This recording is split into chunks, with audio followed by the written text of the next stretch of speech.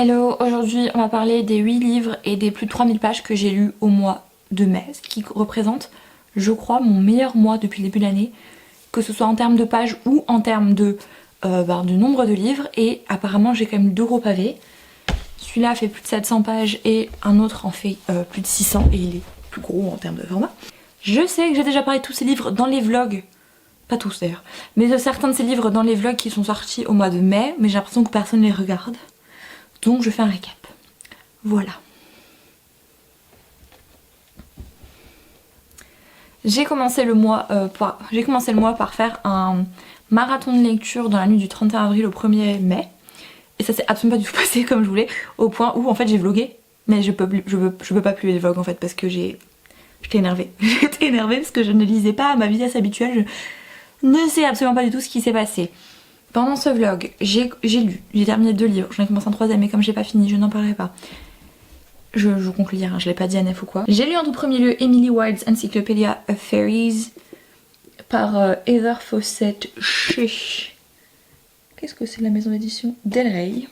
C'est le premier tome de la série, parce que je sais pas du tout combien il y aura de volumes. Je crois qu'il y a 3 volumes, 4 volumes. C'est une cozy fantasy qui parle d'Emily Wilde, qui est une folkloriste et qui s'en va sur une petite île près de la Norvège pour enquêter sur la population locale de fées et l'étudier aussi, hein, c'est bien de l'étudier. Et elle est rejointe au cours de son voyage par son rival académique. J'insiste bien sur ça. Rival académique. Et ensemble ils vont vivre des aventures. J'ai bien aimé plusieurs trucs et premièrement j'ai bien aimé qu'il y ait un chien. Voilà, il y a un chien magique et ça fait partie de l'intrigue et ça c'est cool. Je me suis aussi rendu compte que en vrai la cozy fantasy avec les fées et tout, moi je trouvais ça... Je ferais pas ça ridicule hein. Mais en vrai je suis allée avec des très gros sabots parce que je jugeais un peu. Enfin j'avais des a priori quoi sur le truc. En vrai j'ai bien aimé, j'ai mis 5 étoiles hein. Donc c'est que j'ai vraiment bien aimé. Entre le chien, je trouve que le format du journal intime parce qu'en fait c'est le journal, enfin c'est pas le journal intime, c'est le journal d'études d'Emily qu'on a, et j'ai trouvé ça super bien mené. Après en soi je pense que c'est pas genre que c'est une cozy fantasy quoi, donc j'imaginais pas une intrigue tellement poussée, un lore incroyable, et finalement le lore était pas mal. Bon évidemment il y a un truc que j'avais deviné depuis le moment où j'ai lu le résumé, et j'avais déjà dit je crois dans mon haul où je l'avais acheté, donc voilà.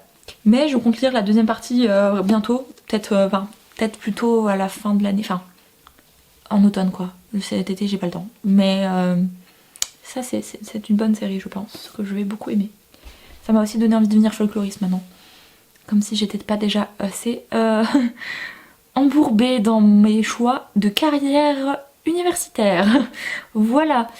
Ensuite, toujours pendant le marathon lecture, du coup, j'ai lu Le livre d'Ève de Meg Cloutier. Et ça, c'est aux éditions Hauteville en France. J'ai lu en français, du coup.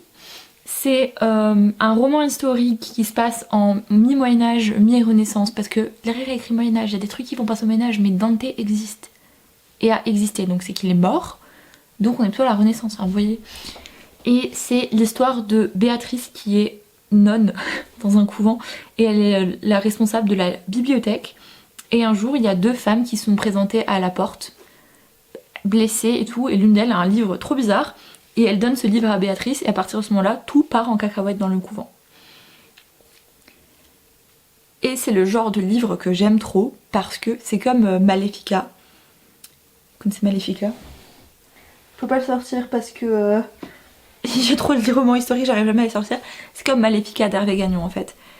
Ce truc des meufs éduquées qui mettent en péril le royaume et l'ordre hiérarchique de la royauté et de l'église, moi j'aime. J'aime. Je trouvais que parfois c'était peut-être un peu confus dans tout ce qu'on racontait. Parfois j'étais là, c'est qui ça encore? Et c'est de où, de quoi? Mais en vrai, c'est inspiré d'un vrai manuscrit bizarre qui existe et je ne le connaissais pas du tout et je ne sais même plus comment il s'appelle, mais du coup il y a un peu de vrai là-dedans, mais enfin c'est un bon roman historique hein, vraiment, je l'ai lu vite pour le coup. Surprise d'ailleurs d'avoir réussi à me remettre dans le challenge. Les problèmes d'estomac ne nous quittent pas tout au long de l'année, et voilà, enfin c'est pas C'est pas un mauvais bouquin, hein. Mais j'ai lu des meilleurs romans historiques, mais c'est un très bon roman historique, voilà. Donc si vous hésitiez à acheter le livre d'Ève, achetez-le et lisez-le. Ensuite j'ai lu les plus de 700 pages des Ombres d'Adelaide Hills de Kate Morton. Ça c'est l'édition j'ai lu, mais il me semble qu'elle existe en grand aussi. J'ai mis 10 jours à le terminer parce qu'au début je pensais lire un petit peu de pages par-ci parce que je ne pouvais pas avaler 700 pages. Surtout que si vous êtes là depuis le début de cette chaîne, vous savez que j'ai un bif pas possible avec Kate Morton et que du coup je suis allée vraiment dans ce livre avec énormément d'appréhension. Je ne m'attendais à absolument rien. J'avais lu ça doit faire 2 ans au moins, La prisonnière du temps. Dans le train, ça avait été une catastrophe, j'avais DNF après 110 pages, en plus j'avais acheté la version, le grand format, donc même en occasion je l'avais payé une fortune chez Gibert et ça m'avait gavé, parce que c'était excessivement très loin à démarrer, et celui-là aussi était excessivement très loin à démarrer, mais un peu mieux écrit. Ça me perdait moins dans le temps des petites ficelles de l'histoire, donc ça c'était cool. Il y a vraiment beaucoup de longueur sur les 400 premières pages, et c'est l'histoire de Jess qui est australienne mais qui habite à Londres et qui reçoit un jour un SMS, enfin un appel qui lui dit que sa grand-mère qui l'a élevée en fait a eu un accident et est tombée dans l'escalier et que du coup elle est à l'hôpital et que voilà. Donc elle prend un avion pour Sydney et elle rentre chez sa grand-mère qui est toujours à l'hôpital. Et tout le monde lui dit ta grand-mère elle était un peu bizarre quand même, elle radotait pas mal de trucs sur le passé. Et puis elle a reçu un courrier, et après ce courrier là elle l'a montré au grenier, l'endroit où elle n'allait jamais, c'est trop bizarre. Et en fait on se rend compte que tout est lié à une tragédie, c'est pas un spoil, hein, c'est sur littéralement la 4ème couverture. Tout est relié à un drame familial qui a eu lieu dans les années 50 à un autre endroit de l'Australie, où une femme et 3 de ses 4 enfants ont été retrouvés morts. Et le 4ème enfant, un bébé, a disparu. Voilà. Donc c'est un drame familial, un drame thriller familial avec des secrets de famille et tout. Et celui-là, je l'ai lu dans le cadre des Floraisons obscures, le challenge de Nana Oops, pour la catégorie secret de famille.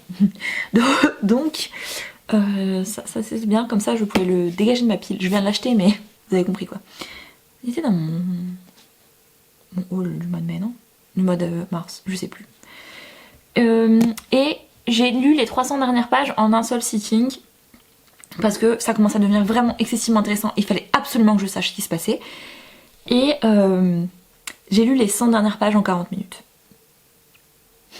Pour vous donner une idée. Et quand le plot twist est tombé, j'ai envoyé un message à une de mes potes qui avait lu le livre et qui m'avait conseillé. J'ai dit mais quoi? Donc bon, j'étais choquée vraiment jusqu'à la fin, j'étais choquée. Des trucs que je me doutais.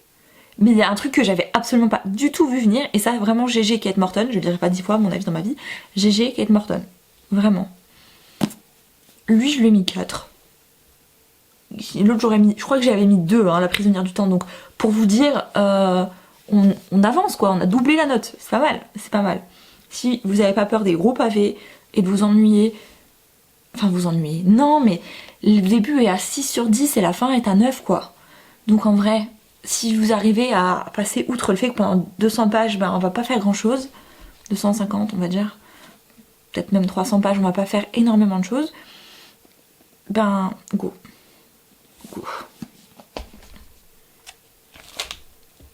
C'est le livre que j'ai oublié en suivant. Ensuite, j'ai lu Cinderella's Dead de Calvin Byron. C'est l'édition anglaise chez Bloomsbury, mais il existe en français. Cendrillon est mort, je sais absolument pas du tout qu'il est édité en France, mais il existe en français. Emily Wilde existe en français aussi. C'est l'encyclopédie féerique en français, je crois. Il me semble.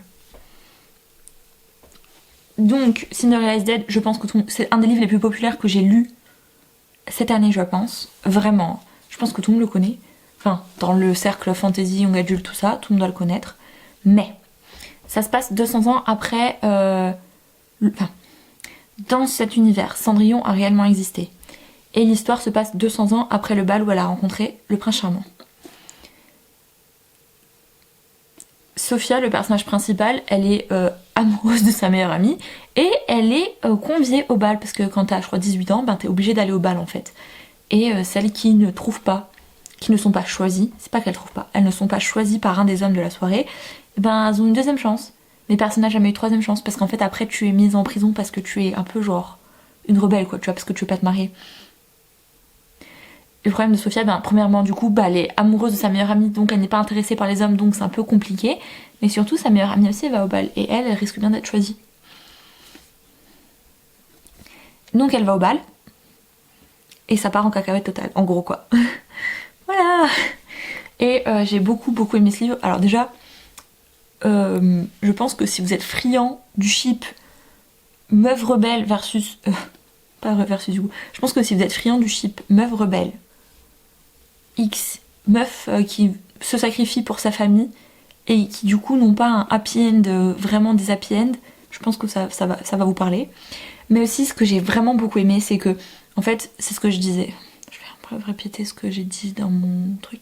Mais c'est qu'en vrai, la manipulation du mythe bien évidemment, la manipulation du mythe de Cendrillon dans cette histoire, et ben ça permet juste aux hommes de garder les femmes dociles, alors qu'on leur fait croire qu'elles vont vivre leur plus grand rêve, parce qu'on leur fait croire que c'est le plus grand rêve de tout le monde, et que Cendrillon, elle était trop heureuse avec le prince charmant. Donc forcément, si elles font tout comme Cendrillon, elles aussi, elles vont être heureuses. Et je trouve que ça fait vachement dystopique en ce moment, parce que vraiment, on est pas dans un monde très... je dirais, le progressisme féministe a un peu reculé, un petit peu. Donc, je le trouve vraiment très important ce livre, pour ça. Et je lui ai mis 4,25. Parce qu'au début, j'avais un peu de mal aussi. J'ai bien aimé la femme aussi, j'ai trouvé qu'elle était peut-être un peu hâtée, mais c'est pas un coup de cœur incroyable, mais j'étais vraiment très contente d'avoir attendu depuis 2022, je crois que je l'ai acheté pour le lire, parce que j'avais vraiment besoin de lire ça avec plus de maturité, je m'en suis rendu compte. Là. Si vous l'avez lu en 2020 quand il est sorti, ou si vous l'avez lu quand vous aviez 17 ou 18 ans, je vous conseille vraiment de le relire avec des yeux de 2025 parce que ça pique. Dans le bon sens, mais ça pique quand même. J'ai aussi lu Next, et c'est là que ça commence un peu à se gâter, parce qu'il y aura juste un truc à 5 étoiles après, mais tout est au même truc. J'ai lu La femme sans sépulture d'Assia Djebar, qui raconte l'histoire de Zulekha qui était engagée dans la résistance algérienne pendant la guerre d'Algérie, et qui est morte, exécutée par des Français, et son corps n'a jamais été rendu à sa famille. Donc 20 ans après la fin de la guerre d'Algérie, Assia Djebar retourne en Algérie, dans la ville dans laquelle elle est née, et ce qui est aussi la ville de la femme sans sépulture, et elle rencontre ses filles, et ces filles, elles racontent l'histoire de leur mère, quoi. Elle rencontre les filles, pas elle raconte les filles. Du coup, en fait, on s'attend à vraiment un truc de non-fiction, mais en vrai, c'est fictif. Enfin, elle y est vraiment allée, elle a vraiment parlé à ces personnes, mais elle en ressort un truc fictif où parfois c'est elle le narrateur, parfois c'est quelqu'un d'autre, parfois elle fait même parler Zulekha alors que la meuf est morte et on sait pas du tout ce qui s'est passé. Et du coup, ça m'a gêné, ça. Le fait de faire parler des gens morts, ça pour le coup, ça m'a un peu gêné. Après, la narration est très bizarre. Les narrateurs changent tous les chapitres, on change même parfois à l'intérieur d'un chapitre. C'est un peu confus, ça me dérange pas trop puisque, je sais pas, les souvenirs c'est confus, donc en vrai, ça passe. Mais j'ai vraiment pas du tout accroché à ce livre. Je l'ai fini parce que il était pas long et j'avais vraiment envie de m'instruire là-dessus. Et pour moi, le truc qui vaut le plus le coup finalement, c'est l'épilogue, où Assia Djebar s'interroge sur l'Algérie après, sa propre identité de femme algérienne. Et voilà. Et c'est peut-être le plus intéressant finalement, l'épilogue. Mais il y a des noms comme ça qu'il faut pas oublier et je trouve que c'est plutôt pas mal. Je lirai probablement autre chose d'Assia Djebar. J'ai décidé que je ne m'étalais plus sur les petites déceptions. Les grosses déceptions, je vais m'y étaler pendant 3 ans. Mais les petites, bon. J'ai lu ensuite... C'est au livre de poche, J'ai lu ensuite The Glass Castle de Janet Walls, qui doit être en français Le Château de Verre. C'est un monument de la littérature contemporaine, donc je pense que ça a été traduit en français, j'en suis quasiment sûre. Il y a aussi un film avec Saoirse Ronan, donc je pense qu'on l'a en France. C'est pas un roman, c'est une autobiographie en fait de Janet Walls quand elle était petite. En fait, elle raconte sa vie, elle raconte pas sa naissance mais presque, jusqu'au genre c'est 25-30 ans. En fait, Janet Walls est née dans fin des années 50 aux États-Unis, dans une famille de... Je sais même pas comment on pourrait vraiment dire ça parce qu'il n'y a pas... Et j'ai peur d'être excessivement jugeante en disant ça ou stigmatisante. mais c'est pas du tout ce que mais vous voyez un peu genre hippie, en dehors de la société, aujourd'hui totalement anti-vax, ce genre de personne. Et en fait, pendant toute son enfance, cette fille a souffert, toute sa famille a souffert, toute la famille hein, carrément, ses frères et sœurs aussi, et je dirais pas que les parents n'en ont rien à faire, mais en fait pour eux ça fait partie de l'apprentissage de la vie, donc c'est pas grave si il fait 8 degrés dans la maison et que tout le monde a froid. Voilà. Il y a vraiment beaucoup d'abus de toutes sortes hein, dans le livre. Donc si vous êtes vraiment sensible à ce genre de choses, si vous avez vécu des choses similaires, je pense que c'est pas du tout fait pour vous. Parce que même si c'est raconté à travers les yeux d'un enfant, parce que vraiment, pour ça, elle est très forte Janet Walls, pour raconter tout avec une candeur et une innocence enfantine, puisque elle était comme ça quand elle a vécu les événements, et ben je trouve que c'est quand même très dur. J'ai eu beaucoup envie de claquer ses parents. Voilà, enfin, parmi les trucs, il y a le fait qu'ils avaient rien à manger. Elle était obligée de faire les poubelles à l'école pour manger. Sa mère mangeait tout ce qu'ils avaient en cachette. Donc ses frères et sœurs faisaient exactement la même chose. Ils n'avaient pas de chauffage parce que ça coûtait trop cher et que ses parents ont été blindés à un moment donné. Ils ont claqué tout leur fric en quelques semaines. Donc ils ont souffert de la faim, ils ont souffert du froid. Ils étaient dégueulasses, vraiment. Ils étaient genre ils se lavaient pas.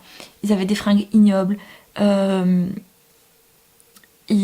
Avec son frère, il devait aller ramasser des trucs dans la rue pour les vendre.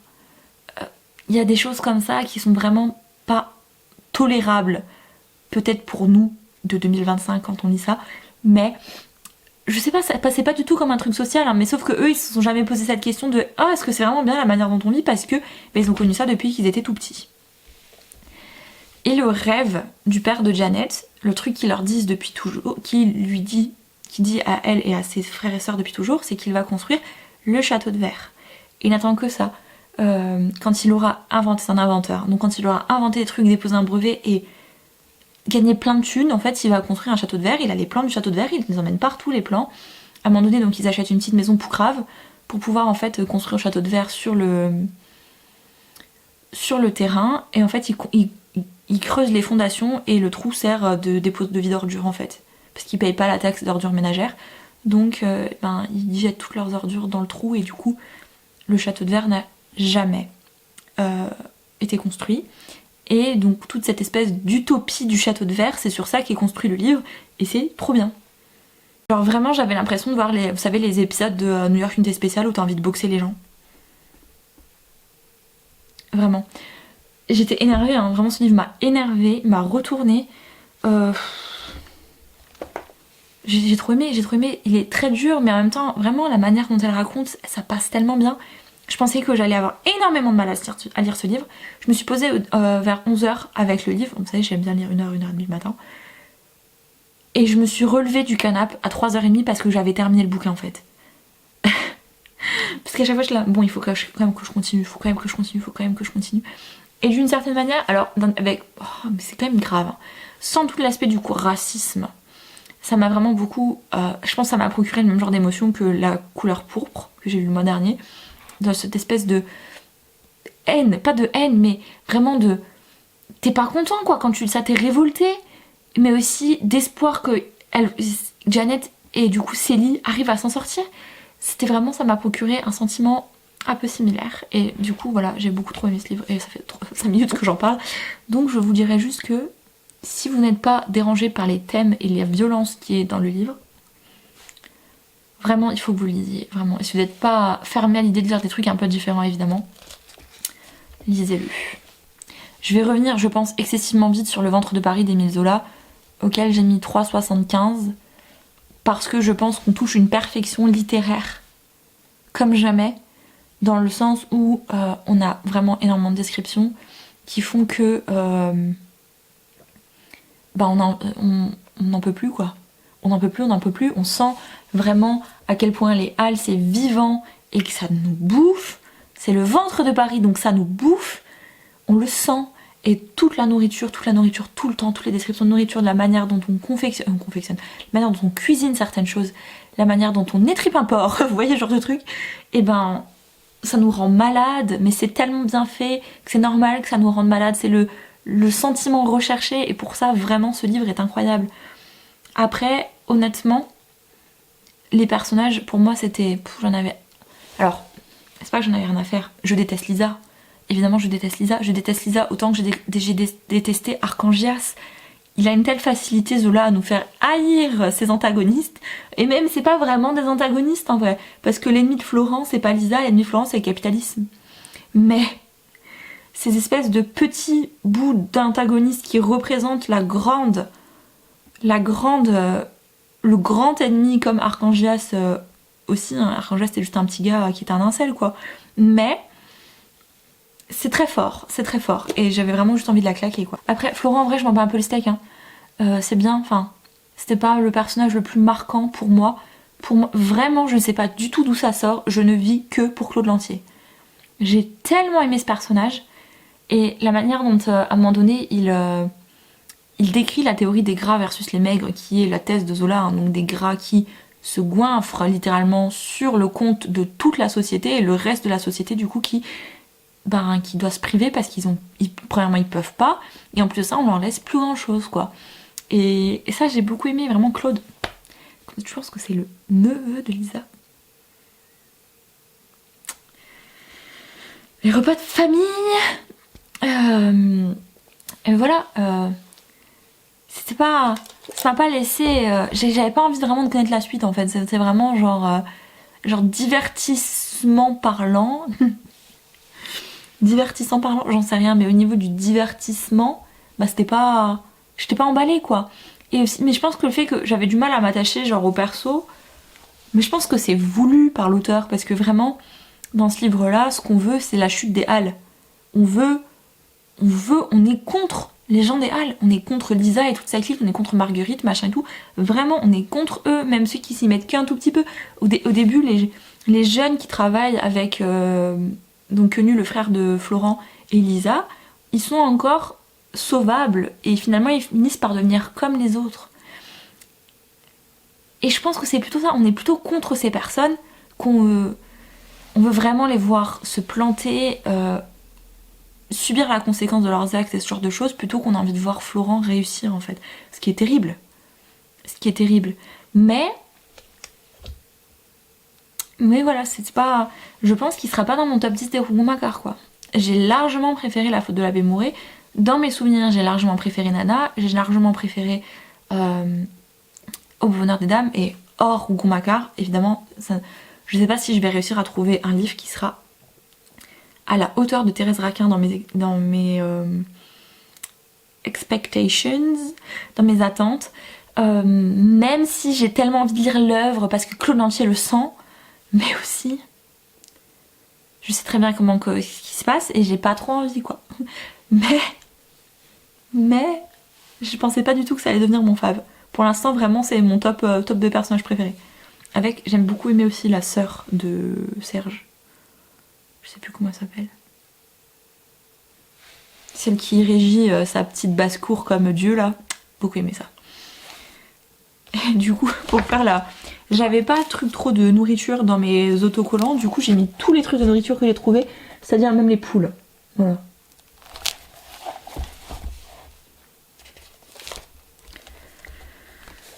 Allez, on enchaîne sur les deux autres grosses déceptions. Enfin, il y en a une qui est vraiment très déceptionnelle.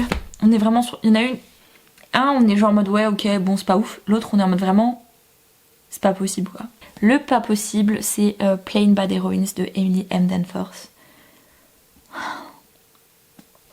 Le plot est un peu basique en soi.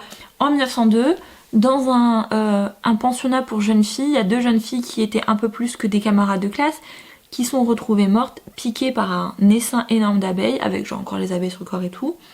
Ensuite, il y a un autre truc, un autre meurtre dans... Il y a deux autres meurtres, il me semble. Non. Il y a une autre mort bizarre dans le pensionnat. Le pensionnat finit par fermer et dans les années 2020, on réouvre les portes du pensionnat parce qu'on va filmer un film sur l'affaire, en fait. C'est pas... voilà.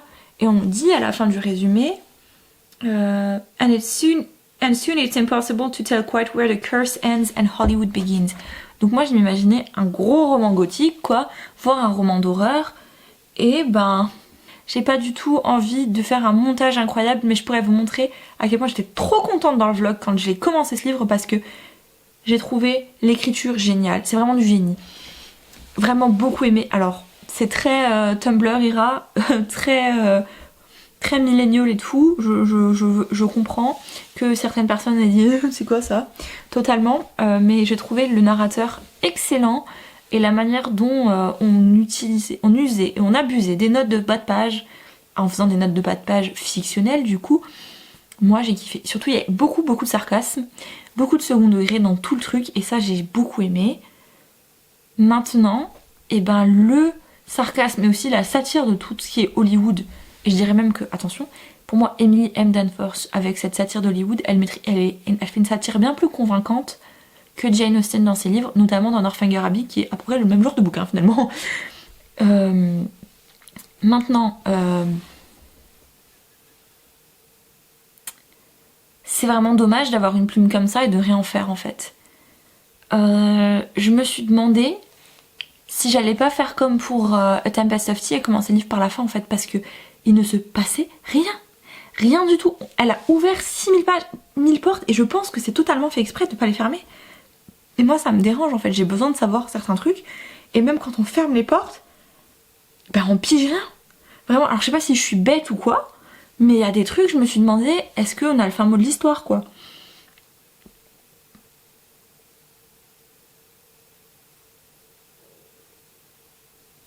Et en vrai, eh ben, c'est un peu pour moi le même genre de déception que Mexican Gothic, dans le sens où l'autrice a un cerveau incroyable et elle m'en fait rien.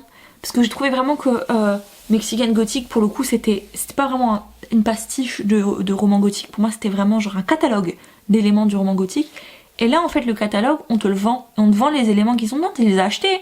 C'est même plus, t'as juste le catalogue, tu achètes les trucs. Mais la livraison elle arrive jamais en fait. Et du coup j'étais vraiment super déçue parce que ça partait pour moi. Tout le monde est LGBTI dans ce truc. Il n'y a pas une seule personne cis-het là-dedans. Pas une seule. Donc déjà moi ça je me suis dit c'est bien, on change un peu le setting du roman gothique. Enfin, c'est bien quoi. C'est bien, on aime bien et tout. Et en fait voilà.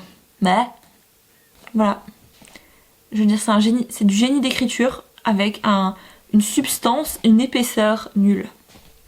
Très nulle. Ouais, très nulle. Pas très nul le livre, hein, très nul ma relation avec ce livre.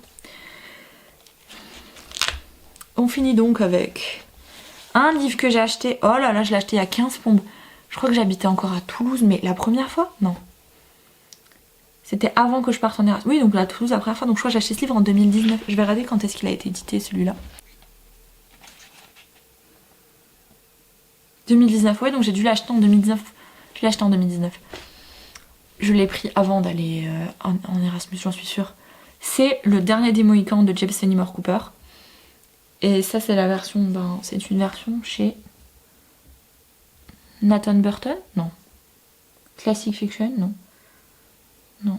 Alma Classics. En général, elle ressemble pas trop à ça. Donc je l'ai pris parce que la couverture était giga belle et parce que j'adore le film. Now. Si on est vraiment sérieux 3 minutes. C'est quoi ça? Déjà.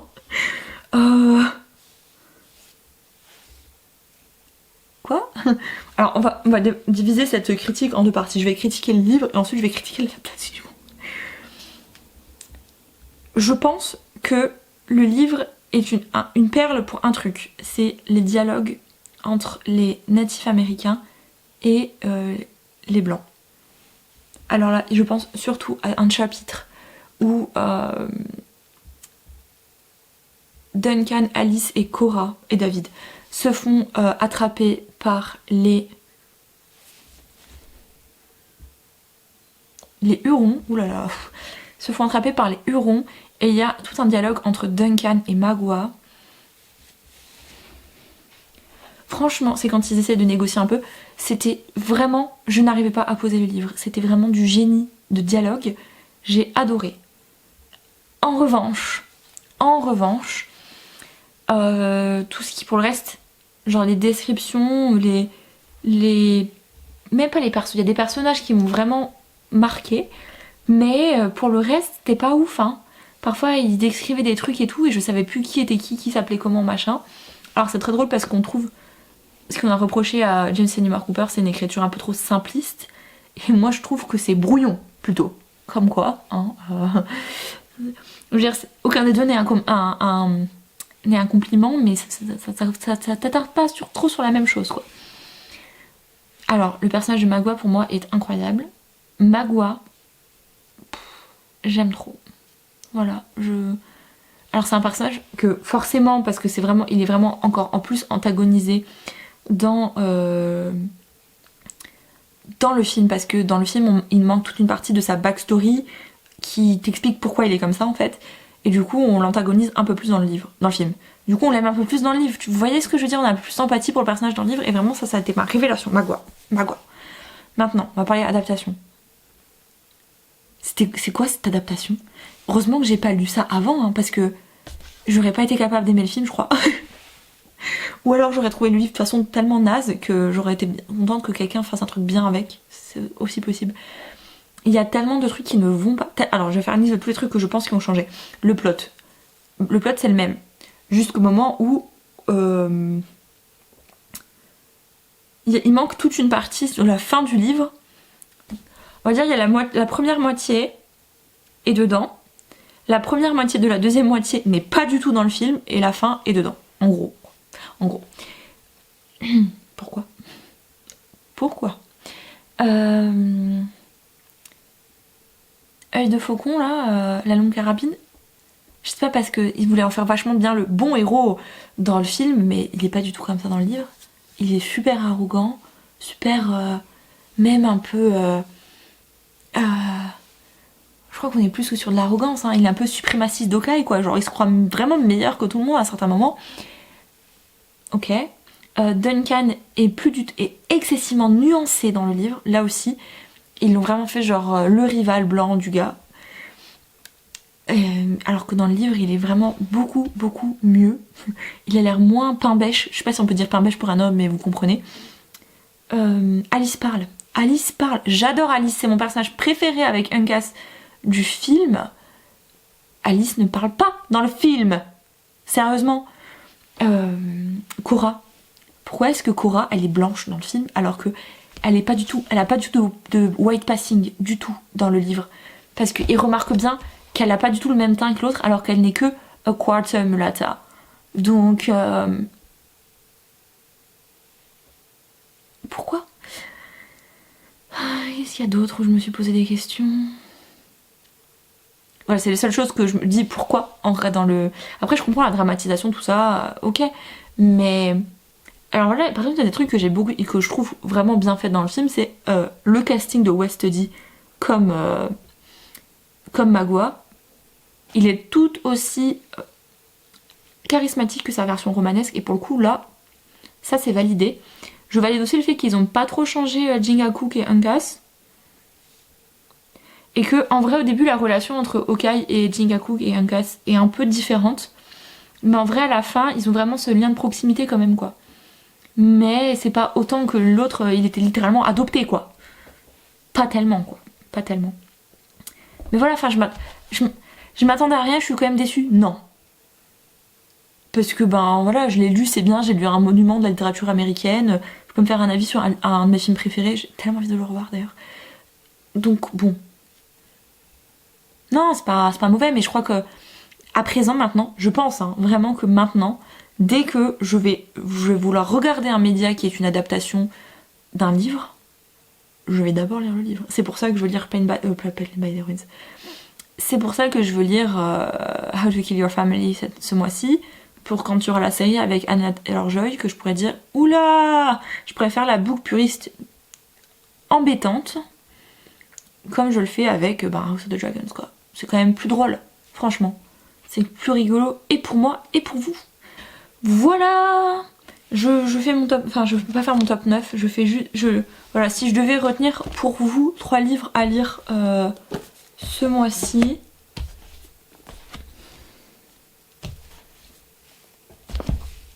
Bah je choisirai pas les plus gros déjà pour vous épargner. Je retiendrai Emily Wilde, The Glass Castle et Cinderella is Dead. En sachant que les 3 existent en français. Donc cette fois-ci vous n'avez pas dépêche parce que la carte mémoire vous connaissez. Donc vraiment les 3 existent en français. Donc vous n'avez carrément pas d'excuses et de dire que je vous présente que des trucs en anglais et que vous pouvez pas les lire. Ceux-là vous pouvez les lire et je vous conseille vraiment de lire ces 3 là. Je vais faire un crowdfunding pour m'acheter une nouvelle carte mémoire parce que là c'est vraiment pas possible. Bref, je vous disais... Au revoir en fait.